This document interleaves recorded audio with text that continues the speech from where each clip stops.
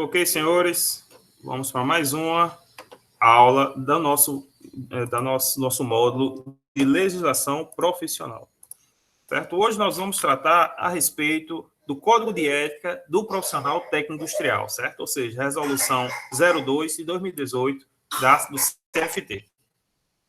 Então, como sempre, a metodologia vai ser perguntas e respostas, de modo que a gente possa maximizar o nosso entendimento e o nosso aprendizado, certo? Sem precisar ler a lei seca. Então, vamos lá. Do que trata o Código de Ética Profissional? Né? Então, o Código de Ética Profissional enuncia os fundamentos éticos e as condutas necessárias à boa e honesta prática da profissão dos técnicos industriais e relaciona direitos e deveres correlatos de seus profissionais. E qual é o objetivo da profissão de técnico industrial? Então, essa é uma pergunta muito importante, certo? O objetivo da profissão de técnico industrial e a ação dos profissionais voltam-se para o bem-estar e desenvolvimento do homem em seu ambiente e em suas diversas dimensões, como indivíduo, família, comunidade, sociedade, nação e humanidade, nas suas raízes históricas, nas gerações atuais e futuras. Quais os princípios éticos da profissão de técnico industrial, né? Então, a gente tem o princípio do objetivo da profissão, da natureza da profissão, da honradez da profissão, da eficácia profissional, do relacionamento profissional, da intervenção profissional sobre o meio, da liberdade e segurança profissional. Vamos destrinchar cada um deles, certo? Do objetivo da profissão. A profissão é bem social da humanidade e o profissional é o agente capaz de exercê-la, tendo como objetivos maiores a preservação e o desenvolvimento harmônico do ser humano, do seu ambiente e de seus valores. Da natureza da profissão, a profissão é bem cultural da humanidade. Além de ser bem social, ele é bem cultural também da humanidade, construído permanentemente pelos conhecimentos técnicos, científicos e pela criação artística, manifestando-se pela prática tecnológica colocada a serviço da melhoria da qualidade de vida do homem. Então, a profissão ela é um bem social e cultural. Da honradez da profissão. A profissão é alto título de honra e sua prática exige conduta honesta, digna e cidadã. Certo? Então, além de ser um bem social e um bem cultural, também é um título de honra, que com esse título vem o dever de conduta honesta, digna e cidadã. Da eficácia profissional. A profissão realiza-se pelo cumprimento responsável, então, princípio da responsabilidade e competente dos compromissos profissionais, munindo-se de técnicas adequadas, assegurando os resultados propostos e a qualidade satisfatória dos serviços e produtos e observando a segurança nos seus procedimentos. Então, até agora, a gente entende que a profissão ela é um bem social, um bem cultural, certo? Um alto título e ainda está dentro do cumprimento responsável do dever. Do relacionamento profissional. A profissão é praticada através do relacionamento honesto, justo e com espírito progressista dos profissionais para com os gestores, ordenadores, destinatários, beneficiatários e colaboradores dos serviços, com igualdade de tratamento entre os profissionais e com lealdade na competição. Então, também entra aqui o princípio da igualdade cidadã. Então, ele é um bem social, um bem cultural, um alto título, entra no princípio e cumprimento da responsabilidade e de igualdade entre os cidadãos, né? Também, a profissão é exercida com base nos preceitos do desenvolvimento sustentável, na intervenção sobre ambientes naturais e construído, e da incolumidade das pessoas de bem e de seus valores. Então, ela é um bem social, um bem cultural, um alto título, ela tem o princípio da responsabilidade, da igualdade e ainda mais os seus preceitos estão embasados no desenvolvimento sustentável, que é a tríplice entre economia, sociedade e meio ambiente. E da liberdade e segurança profissional. O profissional é de livre exercício aos qualificados. A profissão é de livre exercício aos qualificados, sendo a segurança de sua prática de interesse coletivo. Então, também ele vem como um bem social, um bem cultural, um alto título de honradez, compromisso com responsabilidade, princípio da igualdade, embasamento no desenvolvimento sustentável e também na segurança. Certo? Então, esses são os preceitos, os pilares da profissão do técnico industrial. Quais os deveres do profissional técnico industrial? Então, os deveres, ele é ante o ser humano e seus valores, ante a profissão, nas relações com os clientes, empregadores e colaboradores, nas relações com os demais profissionais e ante o meio. Ante o ser humano e seus valores, quais são os deveres? Oferecer seu saber para o bem da humanidade, harmonizar os interesses pessoais ao coletivo, contribuir para a preservação da economidade pública e divulgar os seus conhecimentos científicos, artísticos e tecnológicos inerentes à profissão. Ante a profissão, quais são os seus deveres? Identificar-se e dedicar-se com zelo à profissão, isso é um dever. Conservar e desenvolver a cultura da profissão, preservar o bom conceito e o apreço social da profissão, desempenhar sua profissão ou função nos limites das suas atribuições e de sua capacidade pessoal de realização. Importante esse ponto.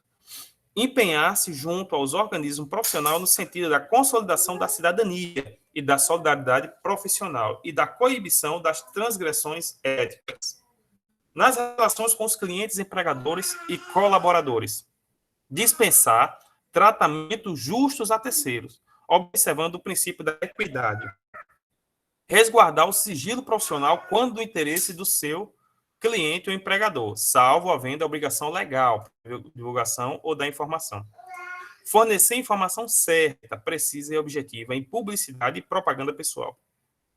Atuar com imparcialidade e impessoalidade em atos arbitrais e periciais. Considerar o direito de escolha do destinatário dos serviços, ofertando-lhe sempre que possível alternativas viáveis e adequadas às demandas em suas propostas. Alertar sobre os riscos e responsabilidades relativos às prescrições técnicas e às consequências presumíveis de sua inobservância, além de adequar sua forma de expressão técnica às necessidades do cliente e às normas vigentes aplicáveis. Nas relações com os demais profissionais, atuar com lealdade no mercado de trabalho, observando o princípio da igualdade de condições. Manter-se informado sobre as normas que regulamentam o exercício da profissão, preservar e defender os direitos profissionais. Ante o meio, orientar o exercício das atividades profissionais pelos preceitos do desenvolvimento sustentável e considerar as diretrizes e disposições concernentes à preservação e ao desenvolvimento do patrimônio sociocultural e ambiental. Quais as condutas que são vedadas aos profissionais técnico-industrial? Então, também elenca aí os 5 pontos. Ante o ser humano e seus valores, ante a profissão, nas relações com os clientes, empregadores e colaboradores, nas relações com os demais profissionais e ante o meio. Vamos entender cada uma dessas.